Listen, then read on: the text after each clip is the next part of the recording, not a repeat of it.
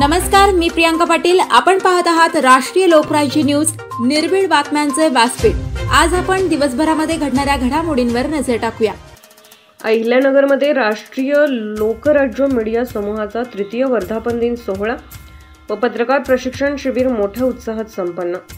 रविवार दिनांक 15 डिसेंबर 2024 रोजी अहिल्यानगर येथील अमर पॅलेस हॉटेल, पटवर्धन चौक, आनंदी बाजार या ठिकाणी सकाळी 10 वाजल्यापासून ते सायंकाळी 6 वाजेपर्यंत राष्ट्रीय लोकराज्य न्यूज मीडिया समूहाचा तृतीय वर्धापन दिन सोहळा व पत्रकार प्रशिक्षण शिबिर मोठ्या उत्साहात संपन्न झाले.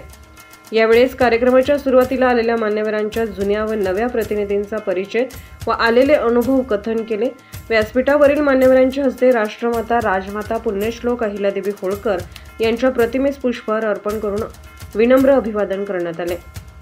यावेळी राष्ट्रीय लोकराज्य न्यूज मीडिया समूहाचे 2025 दिनदर्शिकेचे व वर्धापन निमित्त विशेष अंकाचे प्रकाशन मान्यवरांच्या हस्ते करण्यात आले.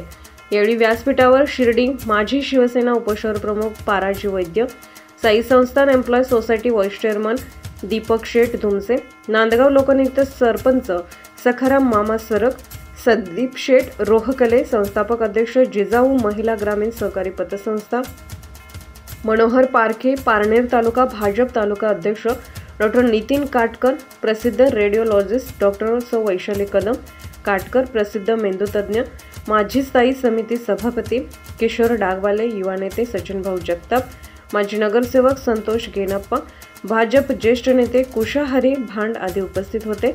या कार्यक्रमासाठी राष्ट्रीय लोकराज्य न्यूज मीडिया समूहाचे मुख्य संपादक राहुल कुदनर यांनी एका सरपंचाला कार्यक्रमाचे अध्यक्ष बनवले.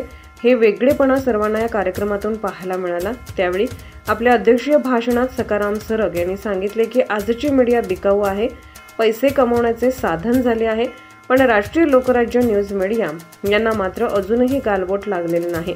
आपण त्यांना जाहिरात व पुरस्कार देण्यासाठी मदत करायला हवी, कारण प्रिंट मीडिया व इलेक्ट्रॉनिक मीडिया यासाठी खर्च तर लागतोच.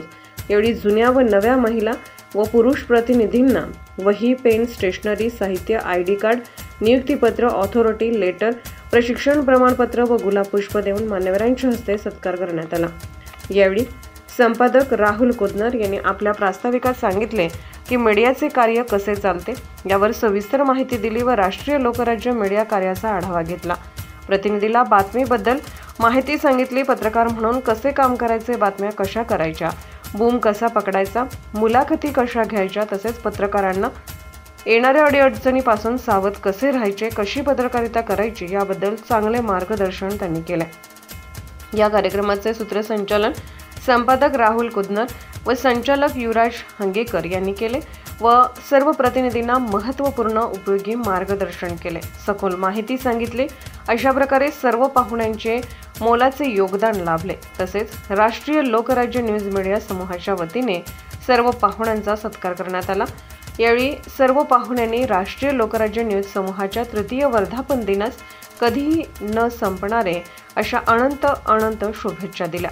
असा हा राष्ट्रीय लोकराज्य न्यूज मीडिया समूहाचा आगळा वेगळा तिसरा वर्धापन दिन मोठ्या दिमाखात साजरा करण्यात आला.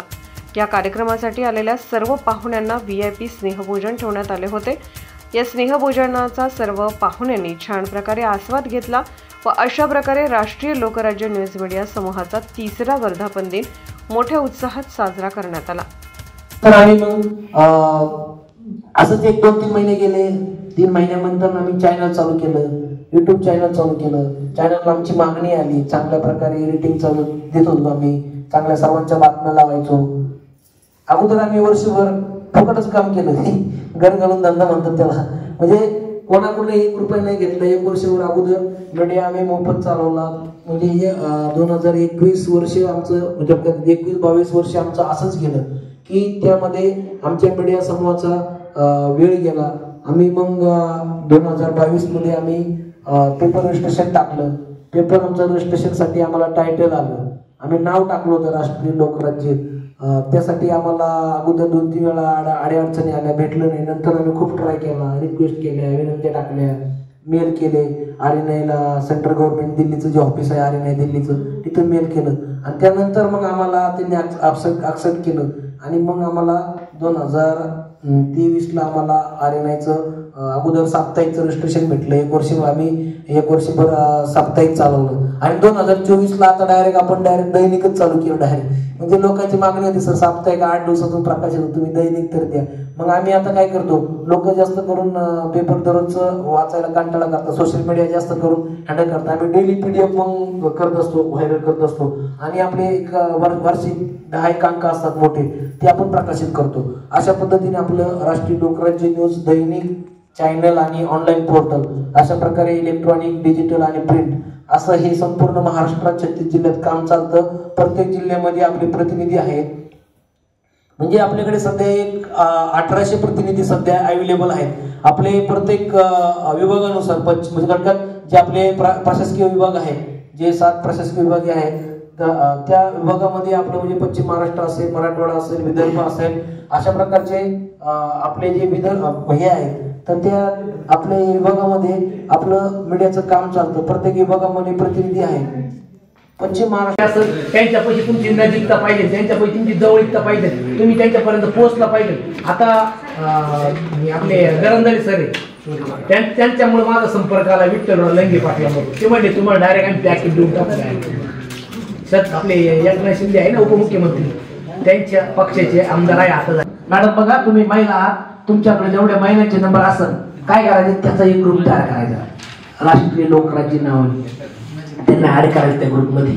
राष्ट्रीय लोकराज्य नावाने एक नवीन ग्रुप तयार, तुम्हाला लेखन ग्रुप तयार करता, त्याच्यामध्ये काय करायचं, महिला ऍड करायच्या तुमच्या ओळखीतल्या. तुमच्या जेवढे असं काही करू नका.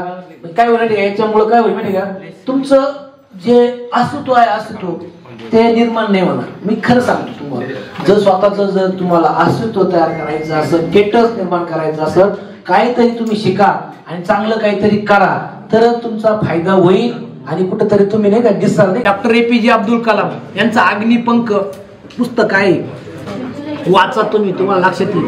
म्हणजे खूप छान प्रकारे ते आहेत. म्हणजे असे काही वलयांकित व्यक्ती आहेत. आता उदाहरणार्थ तुम्ही म्हणता ना, आता वलयांकित व्यक्ती म्हणजे असं वलयांकित अर्थ कळला. वलयांकित लोकांना आवड निर्माण होत. वलयांकित व्यक्ती म्हणजे प्रसिद्ध व्यक्ती. म्हणजे लक्षात धरा, तुम्हाला कोणी विचारू शकतं तो आपल्या एक वलयांकित व्यक्ती कोण आहे, शिर्डीमध्ये कोण वलयांकित. चिकाटी परिश्रम हे जो करतो तोच माणूस आहे, भवितव्यामध्ये तो त्या ठिकाणी जातो. अलग असं. त्यामुळे काय करा, प्रत्येकाने श्रेयस व्हा, काहीतरी आपल्याला करायचंय, आपल्याला काहीतरी त्यांच्याकडून शिकायला भेटतं. तुम्ही गोपीचंद पडळकरच्या स्पीच पहा, एकदम छान आणि नाही का धरून बोललेलं वक्तव्य असतं. त्याच्यानंतर RR पाटलांची भाषणं पहा, खूप छान. गृहमंत्री होते ते नाही तर टाइम. राष्ट्रीय लोकराज्य न्यूजसाठी अहिल्यानगर प्रतिनिधी भारत कवितके. ताज्या बातम्यांसाठी आणि अपडेट्ससाठी राष्ट्रीय लोकराज्य न्यूज चॅनलला सबस्क्राईब करा, तसेच लाईक आणि शेअरही करा.